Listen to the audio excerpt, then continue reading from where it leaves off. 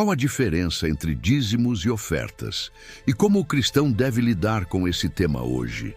Essa pergunta atravessa igrejas e conversas, gerando paixões e dúvidas, e a Bíblia nos oferece fatos e exemplos para refletir com seriedade.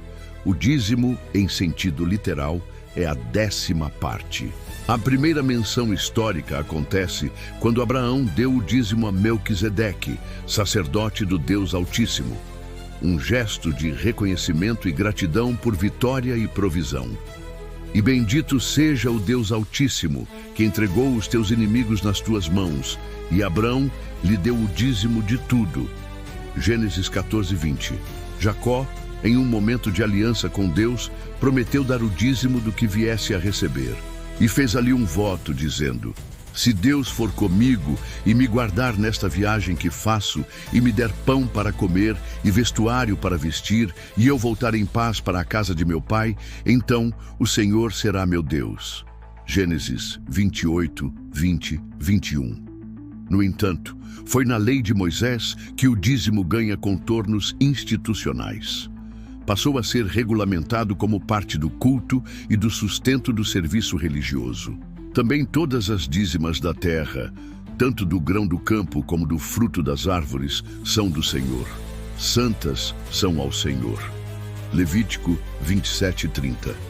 Levítico e Números detalham dízimos que serviam para manter o tabernáculo, sustentar os levitas, que não tinham herança, e prover a festa religiosa e assistência aos vulneráveis. E eis que aos filhos de Levi tenho dado todos os dízimos em Israel por herança, pelo serviço que prestam, serviço da tenda da congregação. Números 18, 21. Todos os dízimos da tua semente que se recolherem ano a ano, e todos os dízimos das tuas vacas e ovelhas darás em festa ao Senhor, para que comas diante do Senhor teu Deus, no lugar que escolher para fazer habitar o seu nome.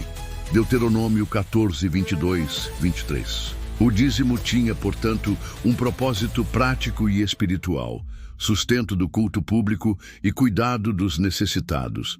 As ofertas, por sua vez, são mais amplas e variadas. Podiam ser sacrifícios fixos, ofertas de cereais, 12 de frutas, primeiro fruto, azeite, ou contribuições voluntárias para necessidades específicas, como o povo contribuindo para a construção do tabernáculo, oferecendo ouro, prata e materiais segundo o que o coração determinava. Tomem do que me deram como oferta e façam um santuário para mim, e eu habitarei no meio deles. Êxodo 25:2. Fizeste bem em propor no coração a tua oferta voluntária, porque todo coração que se dispõe a doar de livre vontade é agradável ao Senhor. Êxodo 35:29. Enquanto o dízimo era a fórmula, a 10ª parte, as ofertas frequentemente eram expressão de gratidão, arrependimento, consagração ou urgência, e podiam ultrapassar largamente os 10%. Com a vinda de Cristo, o cenário muda. O sistema de sacrifícios e o culto centrado no templo encontraram seu cumprimento em Jesus. O véu do templo se rasgou. O sacrifício perfeito foi oferecido. A adoração é chamada a ser em espírito e em verdade. Deus é espírito, e importa que os que o adorem em espírito e em verdade. João 4:24. Alguns interpretam esse movimento como a abolição do modelo do dízimo, ligado ao templo. Se o propósito do dízimo era manter um sistema sacrificial e um clero separado, o novo pacto, que não depende mais do templo, demandaria outra forma de organização financeira. Como então a obra de Cristo e a missão dos apóstolos foram sustentadas? O Novo Testamento revela diversidade e liberdade. Jesus e os discípulos foram mantidos por pessoas que os sustentavam com recursos próprios. Lucas cita mulheres como Maria Madalena, Joana e Susana, que contribuíam para o ministério de Jesus. E também Joana, mulher de Cusa, procurador de Herodes, e Susana, e muitas outras que o serviam com seus bens. Lucas 8:3.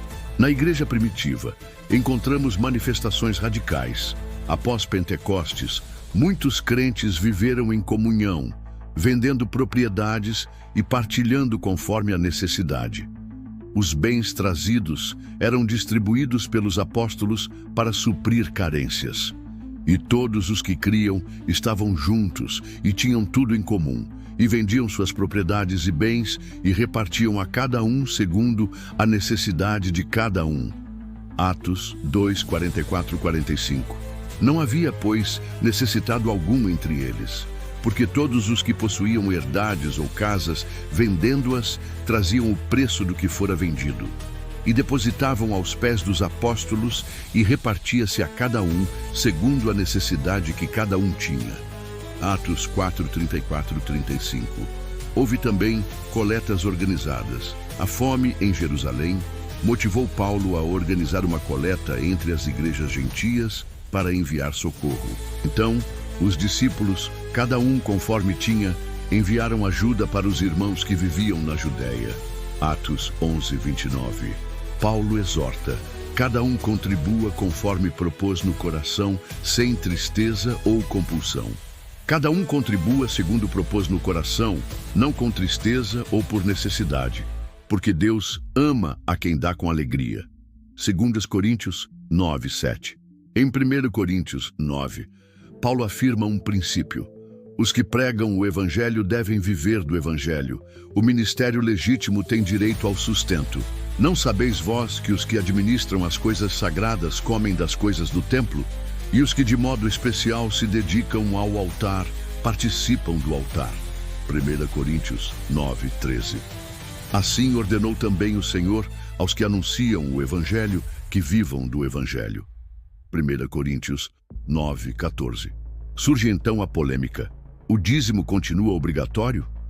Quem defende a continuidade aponta argumentos bíblicos. Dízimo antes da lei, bênçãos prometidas em Malaquias 3 e disciplina do coração. Trazei todos os dízimos à casa do tesouro, para que haja mantimento na minha casa. Malaquias 3:10. Quem defende a liberdade no Novo Testamento aponta para a igreja primitiva, ofertas voluntárias e generosidade segundo o coração, sem regra externa. Cada um contribua segundo propôs no coração, não com tristeza ou por necessidade, porque Deus ama a quem dá com alegria. 2 Coríntios 9, 7. Na prática hoje, a questão é ética e pastoral, disciplina espiritual, generosidade, transparência, cuidado com abusos. E agora eu pergunto a você, público, preferem seguir o exemplo do dízimo do Antigo Testamento e adotar a 10ª parte como padrão? Ou preferem seguir o princípio do Novo Testamento, onde cada um decide no coração, com liberdade e, por vezes, doação sacrificial que ultrapassa os 10%? Deixe sua opinião nos comentários. Respeite, argumente, reflita.